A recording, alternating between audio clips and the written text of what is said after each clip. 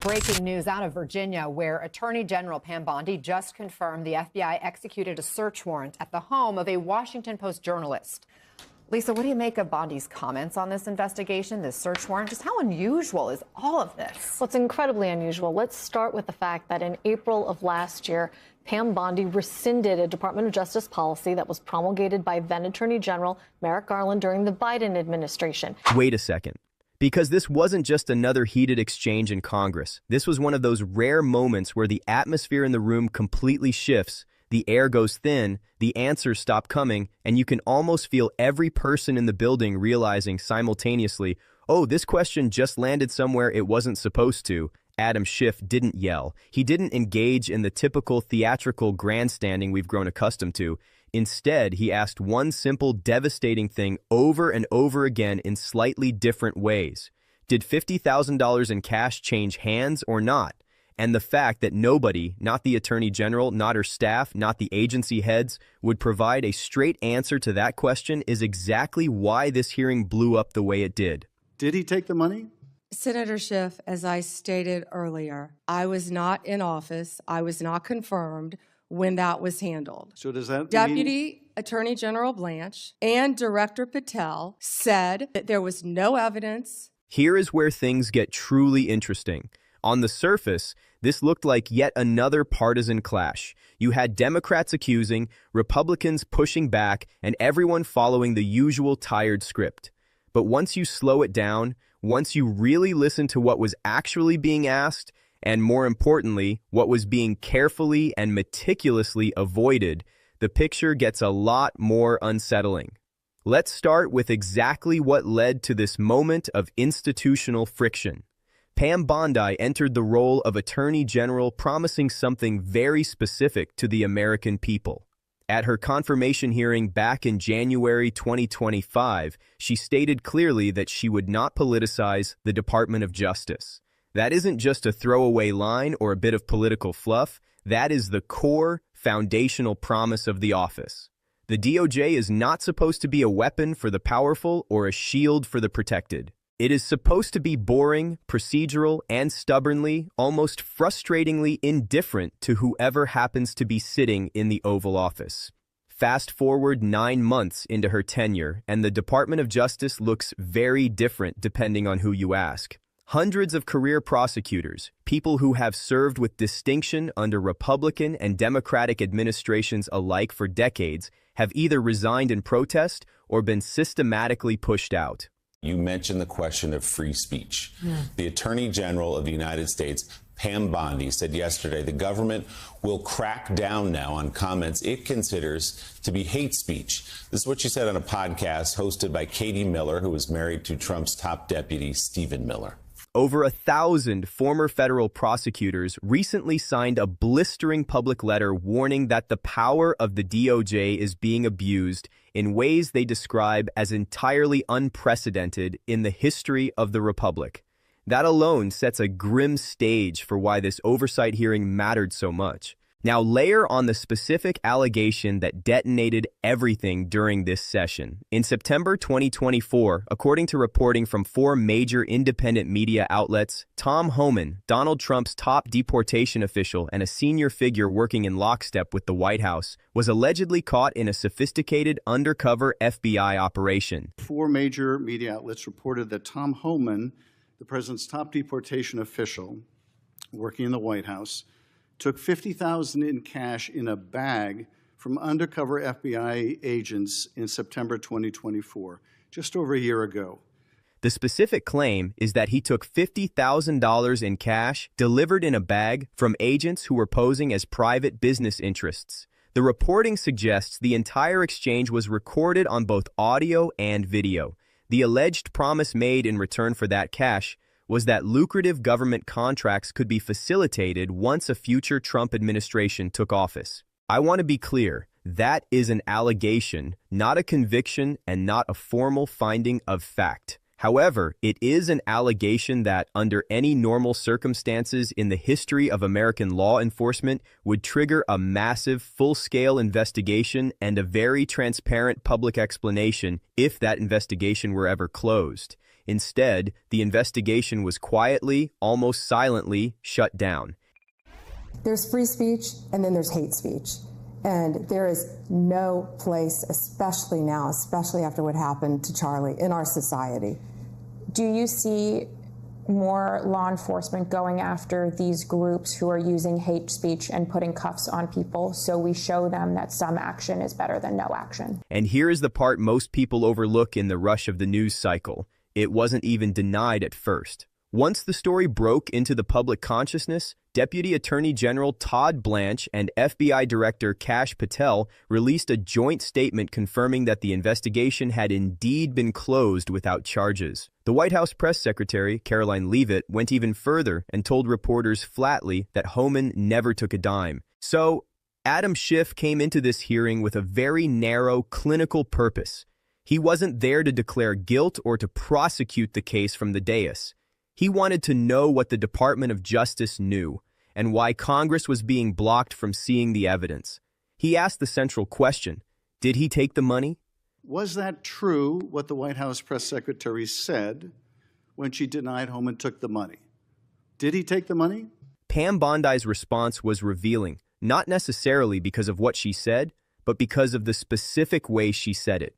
She repeatedly emphasized that the alleged events happened before her confirmation as Attorney General. While that is factually true, it completely dodges the institutional point. The question wasn't whether she personally sat in the room and oversaw the transaction.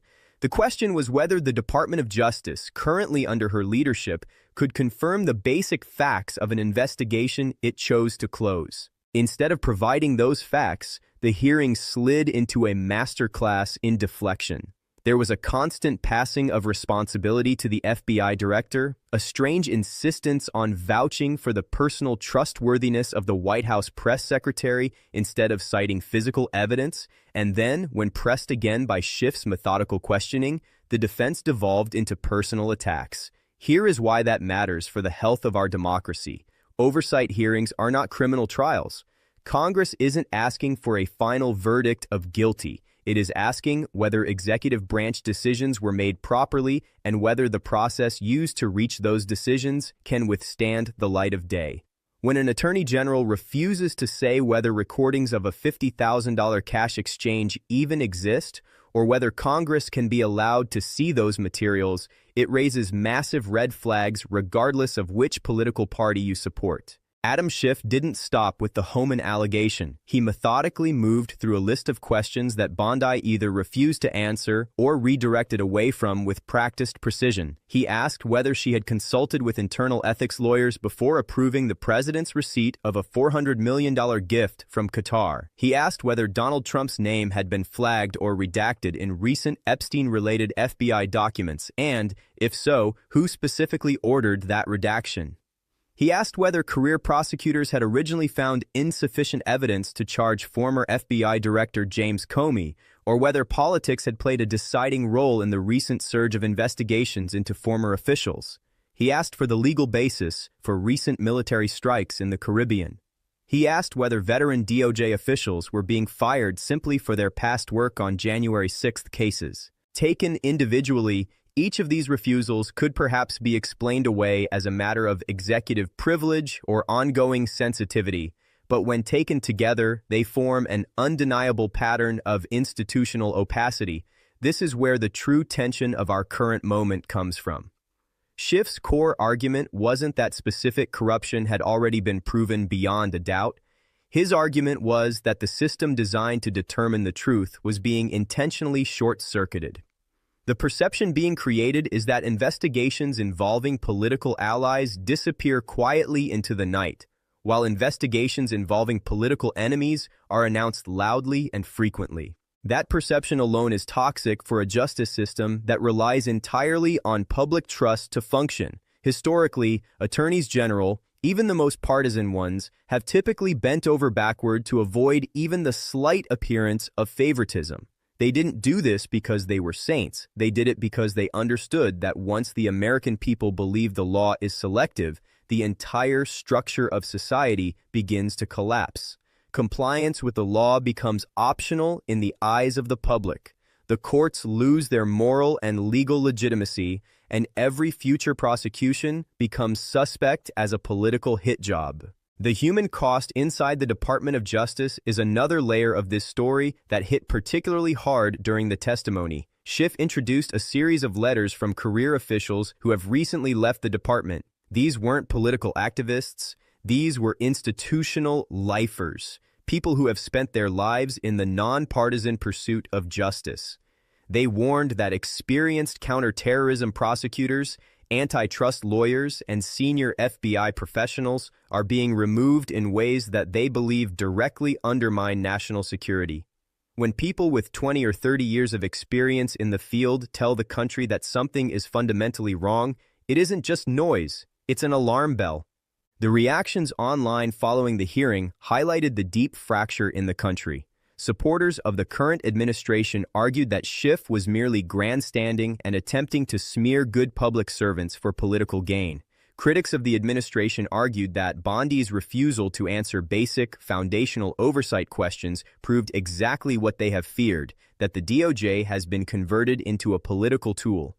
Neutral observers, however, tended to land somewhere in the middle, noting that the questions being asked were so basic that the answers should have been easy to provide if there was truly nothing to hide. In my view, the most telling moment of the entire day wasn't the shouting, the banging of the gavel, or the personal insults traded across the room. It was the simple yes or no request from Schiff for the Attorney General to support the release of the investigative evidence to the relevant congressional committees. Transparency does not harm innocent people. In fact, it is the only thing that truly protects them. That is the tragic irony of this situation.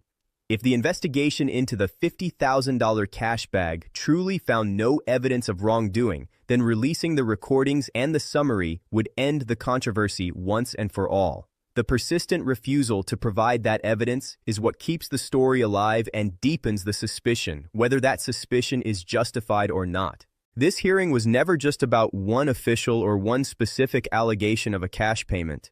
It was a high-stakes battle over whether the principle of accountability still applies evenly across the board in America, or whether proximity to the center of power now determines how much scrutiny you are required to face. We are watching the boundaries of the law being tested in real time. The standoff over that $50,000 question is really a standoff over the soul of the American legal system. To put the $50,000 figure in perspective, consider that for an average American worker making the median salary, that amount represents nearly a full year of labor. When an allegation surfaced that such a sum was exchanged in a literal bag for the promise of government influence, the public expectation is a rigorous, transparent accounting of the facts.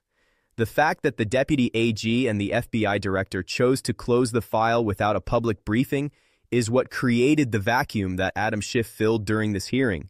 Furthermore, the dismissal of career DOJ employees is having a measurable impact on the department's caseload. Sources indicate that the number of active white-collar crime investigations has dropped by 22% in the last 6 months, while the number of political interference inquiries has surged.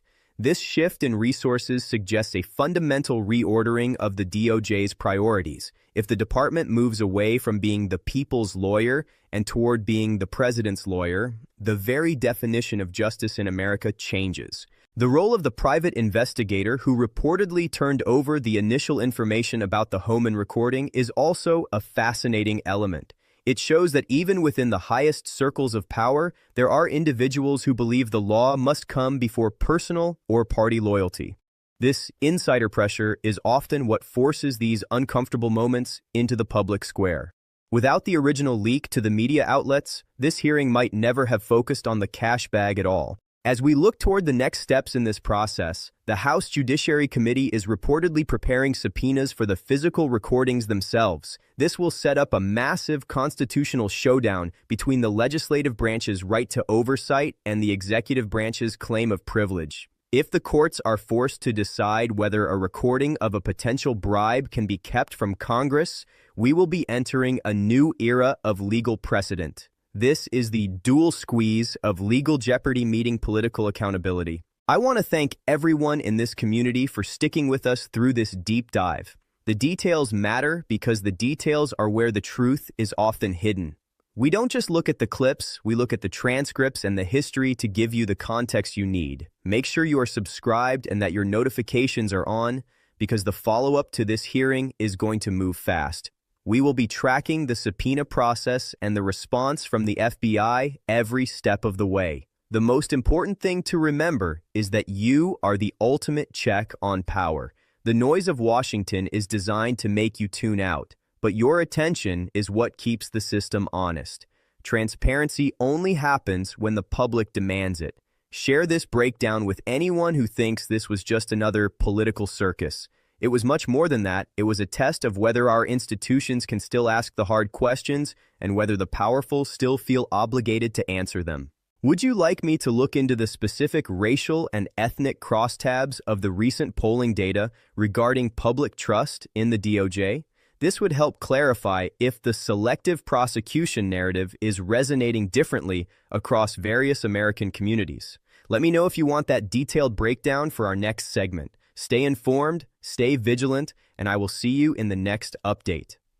One final note on the wanted posters that were mentioned in a related segment. We are looking for the specific paper trail of who authorized the printing of those images in the FHA basement.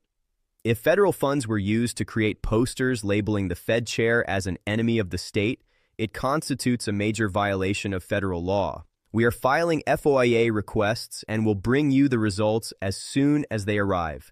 The receipts are being filed and we are here to read them to you. The atmosphere in D.C. tonight is one of quiet anticipation. The standoff over the Homan evidence is becoming a proxy for the larger battle over the 2026 midterms. Everyone knows that the outcome of these investigations will define the closing chapters of this administration. Whether it ends in a total war on the party or a strategic retreat, the truth about the $50,000 cash bag will eventually come out. It always does.